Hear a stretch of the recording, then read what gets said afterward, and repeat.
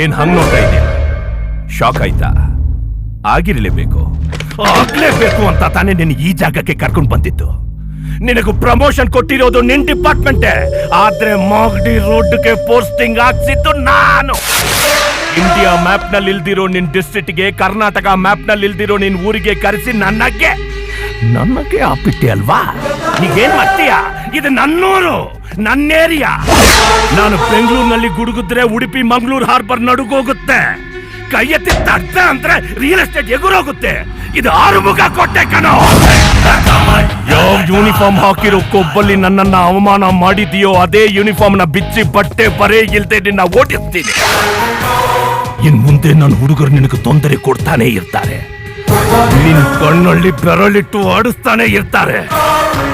ಯಾಕಪ್ಪ ಈ ಊರಿಗೆ ಬಂದೆ, ಯಾಕಪ್ಪ ಆರುಮುಗನ ಎದುರಾಕೊಂಡೆ ಅಂತ ಒಂದೊಂದು ದಿನ, ಒಂದೊಂದು ನಿಮಿಷ, ಒಂದೊಂದು